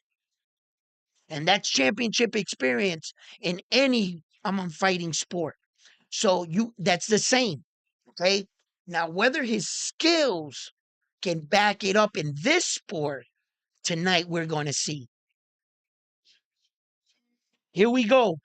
Anthony Joshua is 34 years old, 6'6", coming in at 255 pounds with an 82-inch arm reach. Francis Ngannou is 37 years old, coming in at 6'4", with 272 pounds with a 78-inch arm reach.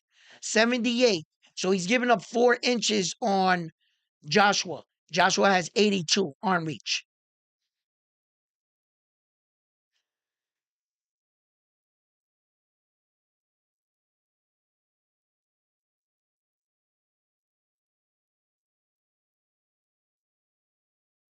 Who's going to the ring first? Francis Ngannou's going to the ring first. Joshua's the favorite.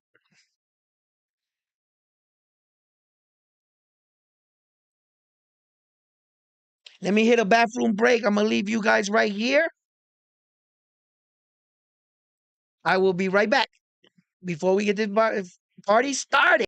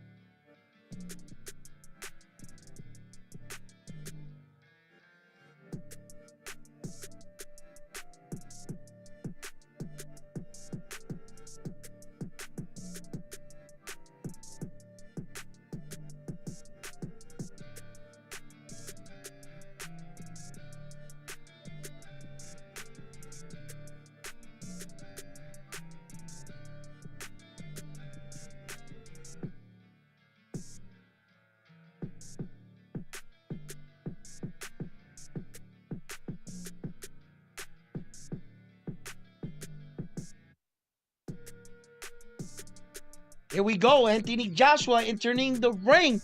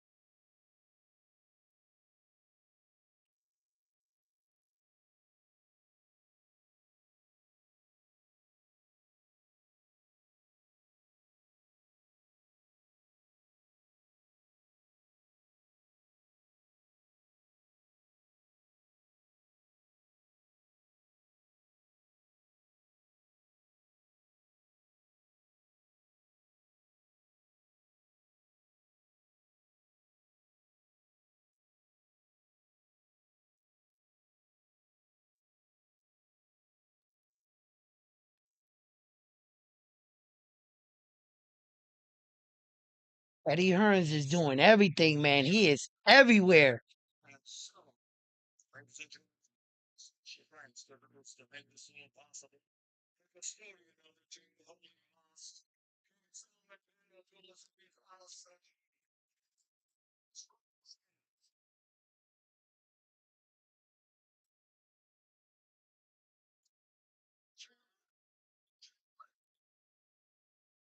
There he is, the prince.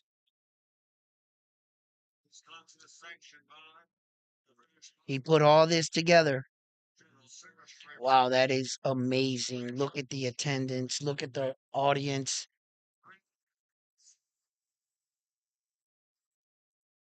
Wow.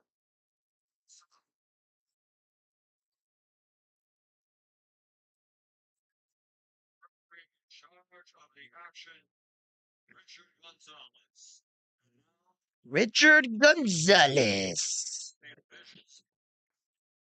I like that referee.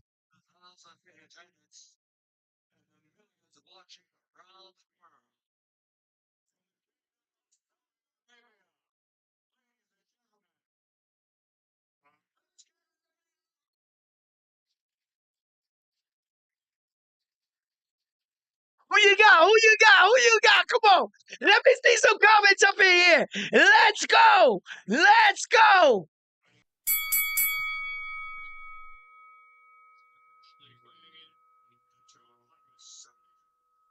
Read his record.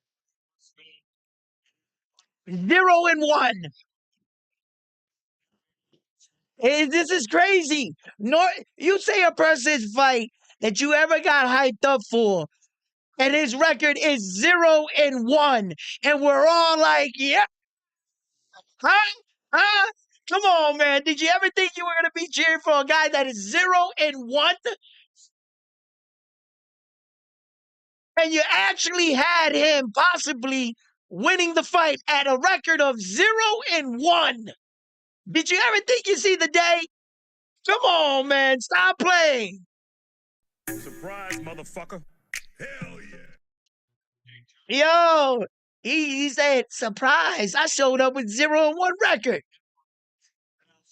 He's fighting two-time world champion with a record of 0-1. Would we be saying that that guy was fighting a tomato can?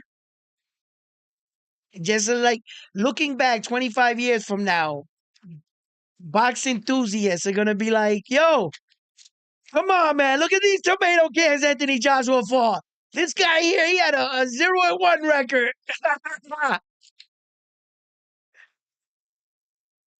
You can see Joshua let go a lot of them muscles, right? Because you want to be more fluid. A real muscular body doesn't really benefit you in boxing.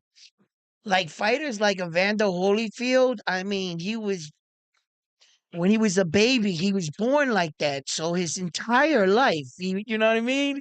Listen,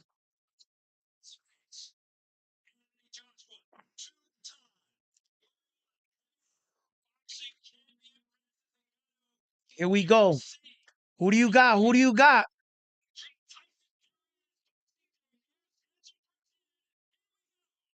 Oh,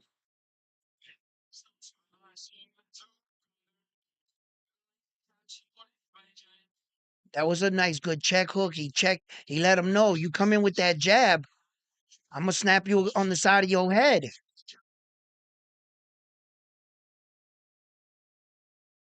Mm.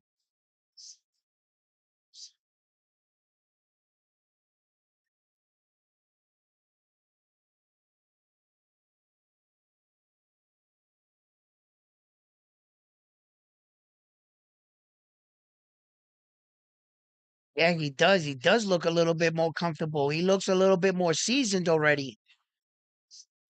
Yeah, he has his balance, his legs in front of him, everything. Wow, and he looks fast. Ooh, he might get AJ's respect early. You guys see this?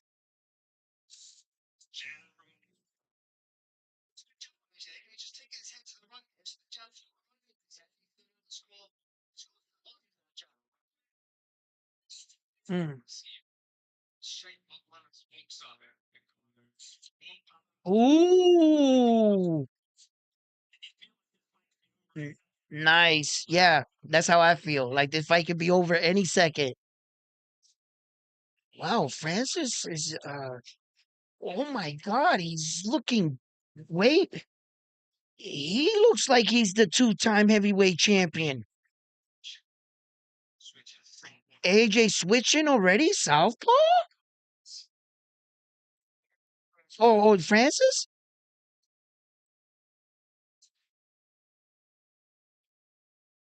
Oh my God! Like, what the strike?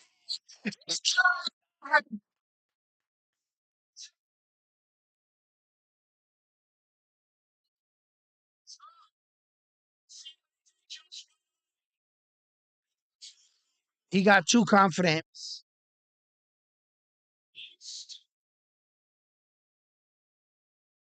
That was a stun punch.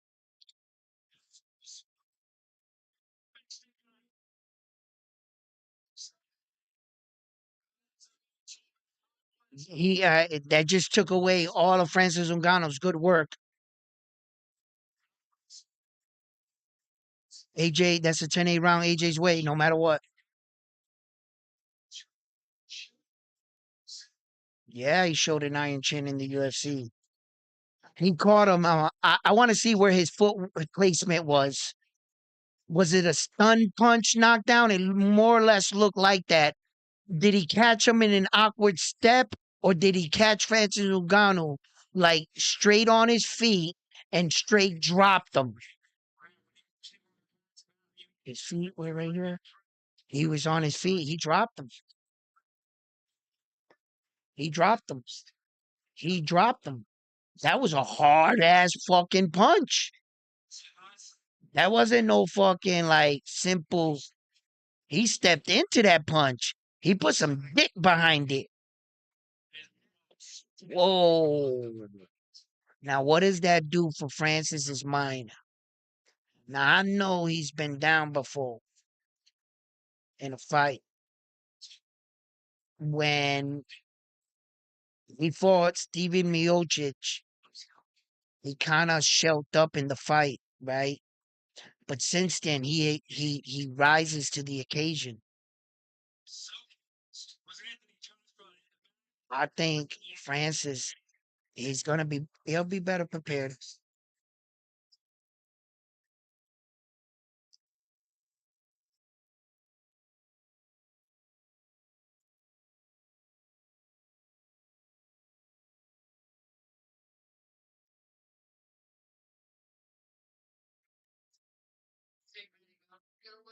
Come on, Francis. What up, T4 Huskies?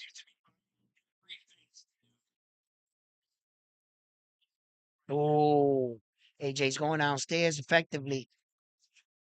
AJ's doing boxing moves. He's more fluent in boxing moves. Francis can fight though. As you can see, he can fight.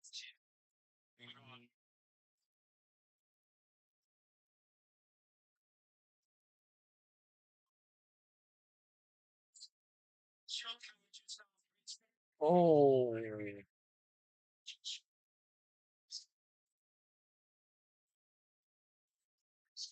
those punches that I was talking about, Joshua landing, and when he gets them, soften them up into the eighth, ninth round.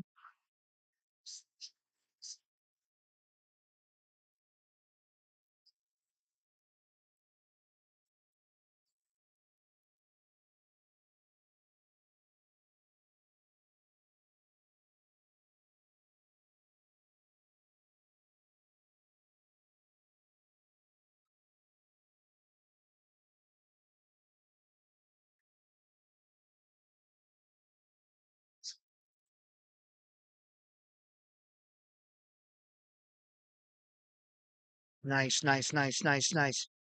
Francis Ngannou, he got here early, but he's another right. He dropped him. He set him up for that one. He set him up for that one. He set him up. This fight is over. He's not gonna recuperate from this. He ain't gonna recuperate from this. This fight is about to be over.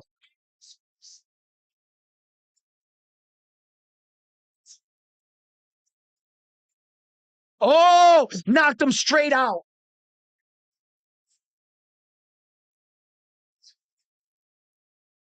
Knocked him straight the fuck out, bro. Holy shitbag. He's not even moving.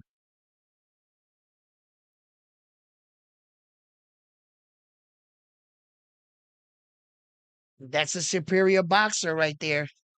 That is a superior boxer right there. He said, listen, you guys want to act like he's ready for something like me?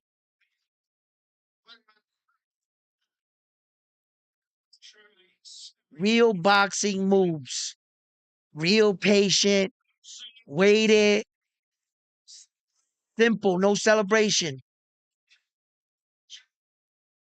Jesus Christ.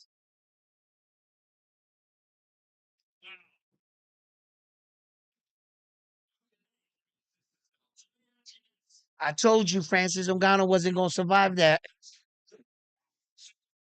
He wasn't going to survive that.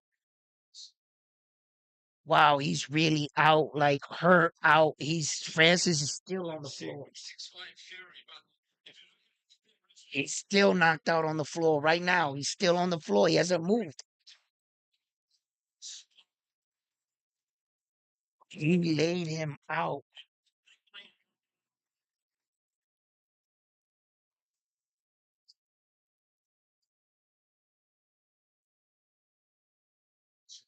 Wow. What a knockout. He set Francis up for that overhand shot like that. He baited him, basic boxing moves, and he walked him right into it, hit him. He was out on his feet, and Joshua closed the show like a real champion. That's a high skilled heavyweight right there. Although Francis Ngannou did really good against his performance against Fury. Um, Anthony Joshua showed why he's a silver medalist, why he's a two-time world champion, and he laid him out cold, out cold, bro. Had it not been for the people in that ring right now to get that man up, he'd probably still be laying there, straight up. He's gonna, yeah, listen, wow. Yes, we did. Yes, we did talk about that. Boom. Step back. Boom. Basic.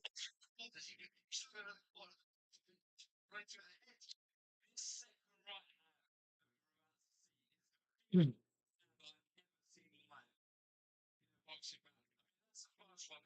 That was the first knockdown.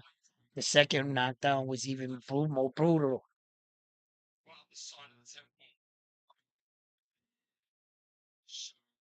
Wow. Oh, he Francis Ngannou could not defend himself.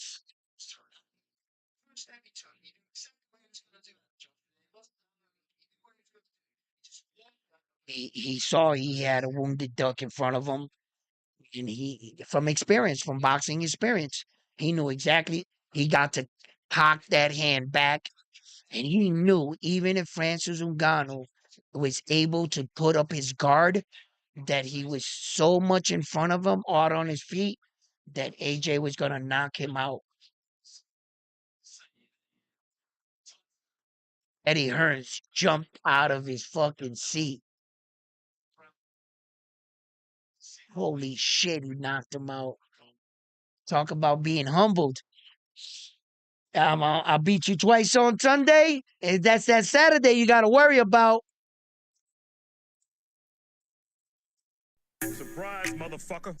Hell yeah. AJ said to him, AJ, You want to feel how hard I can punch? hey, yo, when he dropped him, bro.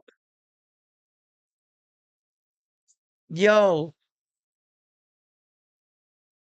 hey, yo, Francis Ngannou, man. Emotional, damn it.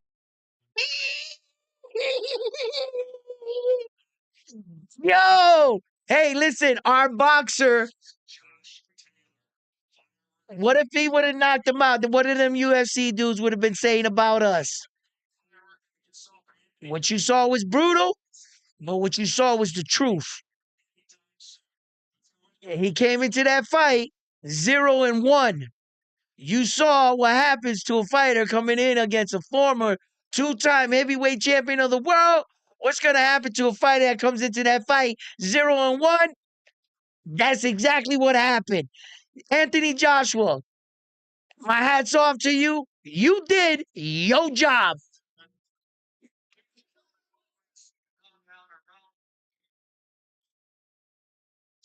He got pillow fisted. No, he wasn't pillow fisted. He just couldn't land any punches against a more superior boxer. That's all. And Francis Ngannou got one of the hardest punches in the world. Just couldn't land any of his punches.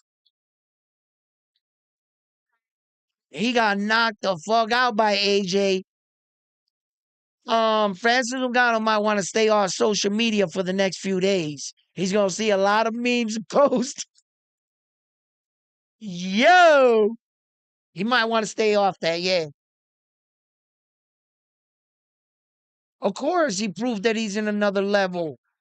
These are the examples that these men got to do to this kind of man, because we've been trying to tell you, although you did good, you know, fucking Tyson Fury, man, he went and fucked off in Vegas that weekend and didn't take him serious. And Tyson Fury should have did that to that man, and he would have ended all of this. But because Tyson Fury wants to fuck around, he gave this false impression that Francis Ngannou's a superior boxer. He's a good fighter. He's not a superior boxer. And Anthony Joshua exposed that tonight. That's what you just saw. Anthony Joshua came out and calm, cool, collective. His blood pressure didn't go up at all. And he came in and he said, I'm going to set you up with basic boxing baits. I'm going to set boxing traps, basic boxing traps. You're an amateur.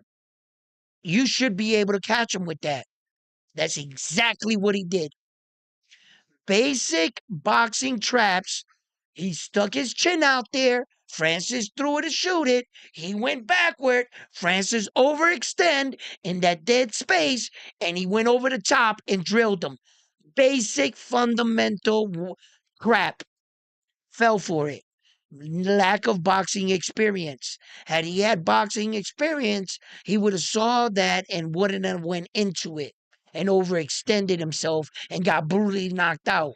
When he stood up, the referee gave him the benefit of the doubt and he allowed Francis Ngannou to go out on his shield.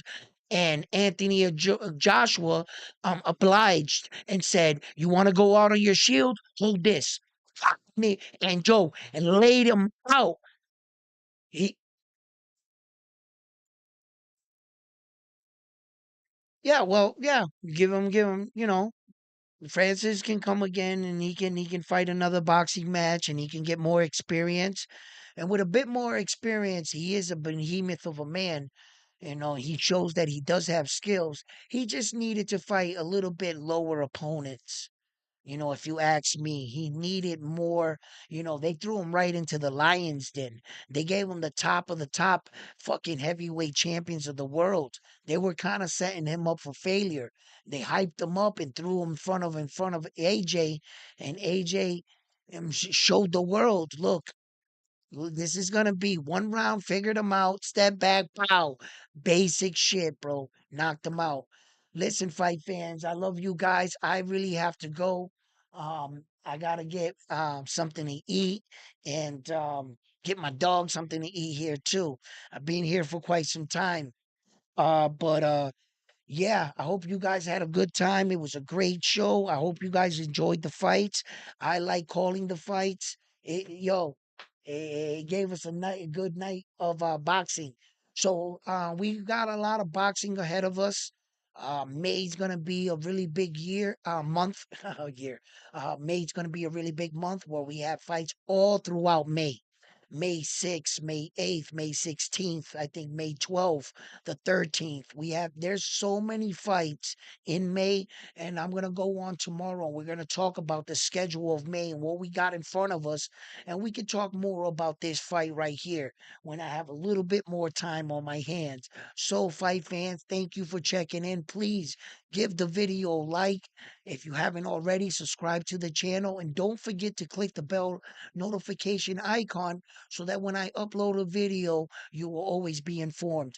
Listen, like always, I'm on to the next one after this one on here on Round One Sports Talk. Love you guys. Peace. Let me give you guys a bell on my. You guys have been great. Love you guys. Alberto. All right. Everybody that was everybody that watched the stream, everybody, love you guys. Peace.